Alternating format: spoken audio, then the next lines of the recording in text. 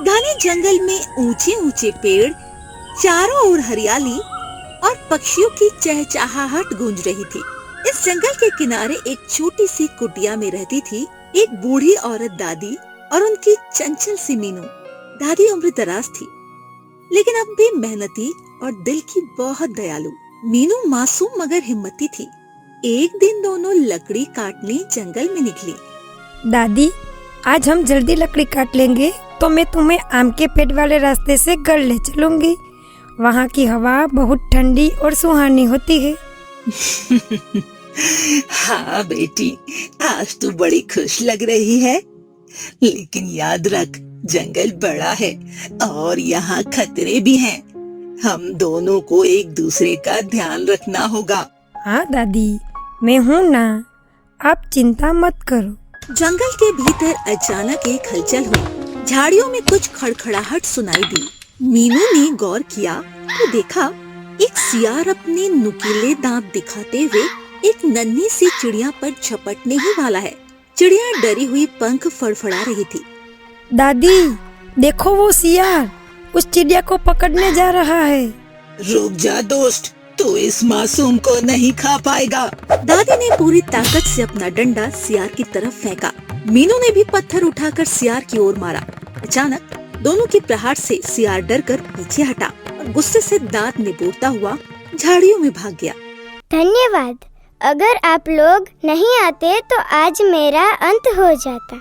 मेरे 2 छोटे छोटे बच्चे हैं, मैं उन्हें अकेला नहीं छोड़ सकती थी। डर मत छोटी चिड़िया, अब तू हमारे साथ सुरक्षित है। चल हमारे घर चल। हाँ, इसे घर ले चले, इसके नन्हे बच्चों को भी देखेंगे।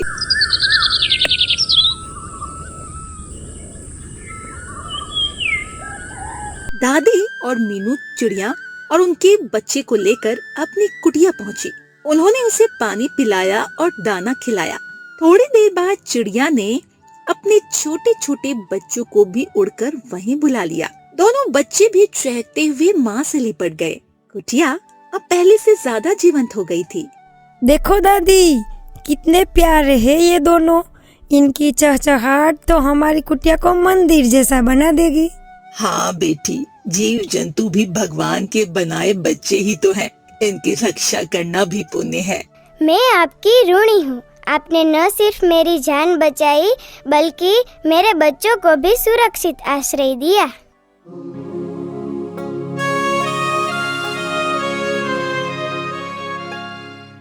दादी देखो, अब ये चिड़िया बहन पहले से थोड़ी मजबूत लग रही है और इसके बच्चे भी दाना चुगने लगे हैं। हाँ बिटिया, प्यार और देखभाल सबसे बड़ी दवा है। जैसे तू मेरी आंखों का तारा है, वैसे ही ये बच्चे अपनी माँ की जान है। आप दोनों ने मुझे नई जिंदगी दी है। मैं कभी भूल नहीं सकती कि कैसे आपने मुझे उस सियार से बचाया। चिड़िया बहन, तुमने कभी सोचा है कि वो सियार तुम्हें क्यों पकड़ना चाहता था? क्या वो रोज ऐसे ही कमजोरों के तंग करता है? हाँ, वो सियार पूरे जंगल में डर फैलाते हैं। छोटे जानवर उससे हमेशा डर कर रहते हैं। वो ताकतवर नहीं मगर चालाक है। मौका मिलते ही किसी पर भी हमला कर देता है। एक रात दादी खांस रही है और बिस्तर पर पड़ी है। आंगन में चांदनी फैली है। मीनू चिंतित होकर उनके पास बैठी है। दादी, आपको क्या हो गया? आप इतनी कमजोर क्यों लग रही है? बिटिया, ये उम्र का असर है। लगता है बुखार चढ़ाया है। शरीर बहुत भारी हो रहा है। नहीं दादी, आप मुझे छोड़कर मत जाना। मैं अकेली कैसे रहूंगी? जंगल की ठंडी हवा गहराती जा रही थी। बूढ़ी दादी की तबीयत अचानक बहुत बिगड़ गई थी। उसकी सांसें तेज चल रही थी और चेहरा पसीने से भीग गया था। छोटी मीनू घबराकर इधर उधर भाग रही थी। उसका मासूम मन समझ नहीं पा रहा था क्या करे, किससे मदद मांगे। तभी संयोग से एक साधु महाराज वहाँ से गुजरे। साधु महाराज, मेरी दादी बहुत बीमार हो गई है। मैं कुछ भी कर लूं, इनका दर्द कम नहीं हो रहा। आप कृपा करके मेरी दादी को ठीक कर दीजिए। मैं आपके चरणों में गिरकर प्रार्थना करती हूँ। बेटी, मैं तुझे सीधा इलाज नहीं दे सकता, पर मैं तुझे रास्ता जरूर बता सकता हूँ।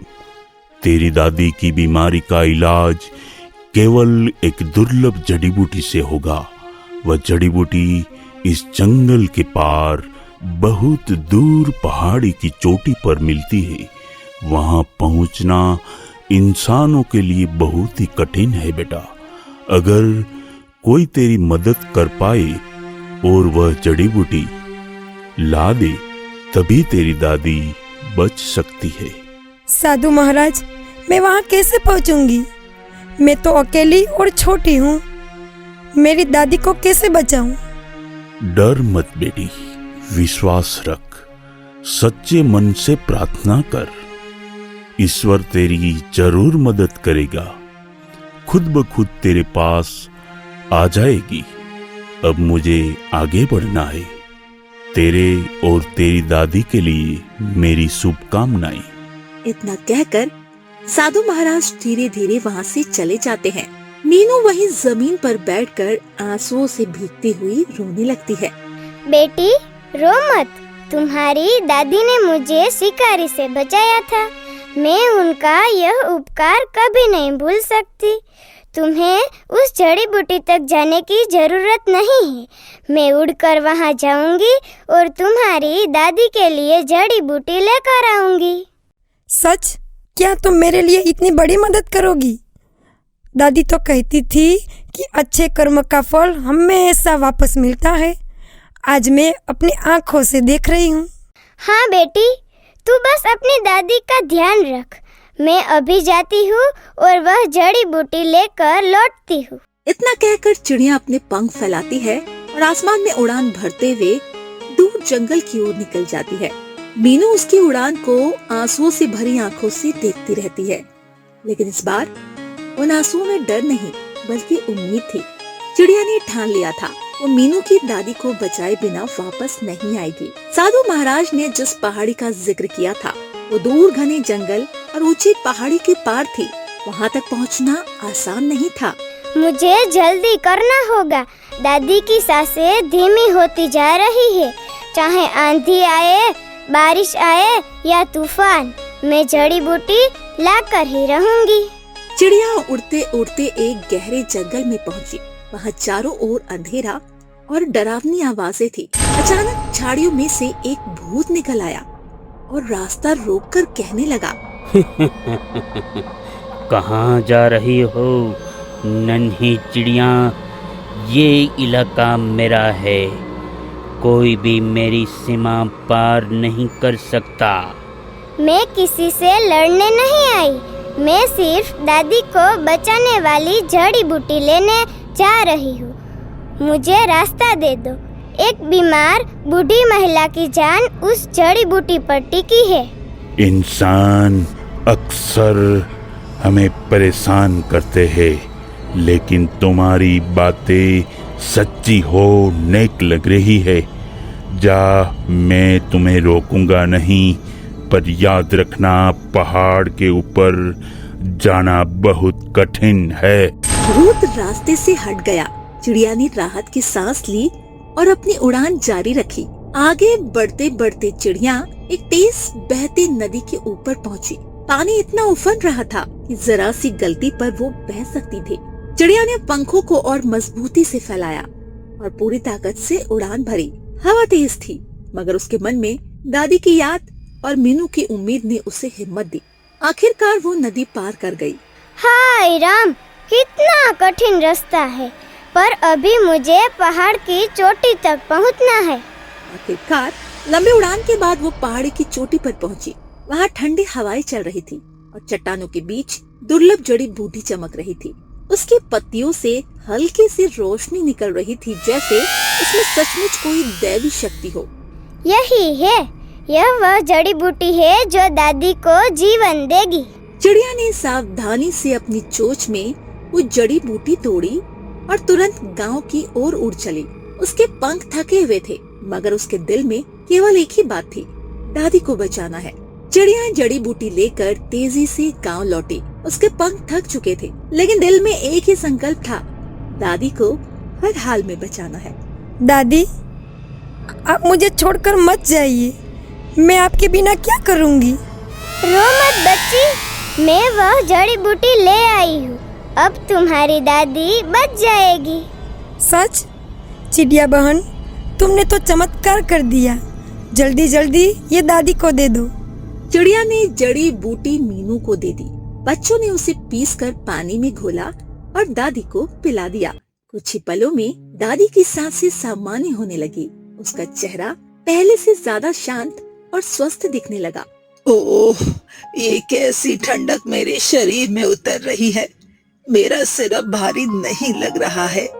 दादी, आप ठीक हो रही हो। देखो, आपकी आवाज भी पहले जैसी हो गई है। बहन, तुम तो मेरे लिए भगवान का रूप बनकर आई हो। मैंने सोचा था अब ये शरीर शायद उठ ही ना पाएगा, पर तुम्हारी लाई जड़ी ने मुझे नई जिंदगी दे दी। नहीं दादी, ये तो आपका आशीर्वाद है। आपने मुझे और मेरे बच्चों को शरण दी और आज मुझे अवसर मिला आपका थोड़ा ऋण उतारने का। तुम हमेशा मेरी दादी जैसी हो और अब से तुम मेरे परिवार का हिस्सा हो। दादी की बीमारी दूर हो गई थी। मीनू और दादी ने उस दिन समझा कि सच्ची मदद वही होती है जो निस्वार्थ भाव से की जाए, और चिड़िया उनकी हमेशा की सच्ची साथी बन गई। झोपड़ी के बाहर सूरज ढल रहा था। सुनहरी किरणें जंगल और गांव को रोशन कर रही थी। हवा में ताजगी और नई उम्मीद की खुशबू थी। बेटिया, आज मैंने सीखा कि भगवान हर रूप में मदद करते हैं, कभी साधु महाराज बनकर और कभी इस चिड़िया जैसी छोटी सी जीव बनकर। हाँ दादी, सच्ची शक्ति दया और मदद में होती है। अगर ये चिड़िया बहन न होती तो हम आपको खो देते। याद रखना, सच्ची दोस्ती वही है जो संकट में काम आए। तुम दोनों का चेहरा मुस्कुराते देखना ही मेरी सबसे बड़ी खुशी है। दादी, मीनू और चिड़िया ने मिलकर एक नया रिश्ता बनाया, प्यार, विश्वास और दोस्ती का। अब वो झोपड़ी सिर्फ घर नहीं बल्कि जीवन का सबसे बड़ा सबक सिखाने वाली जगह बन गई थी।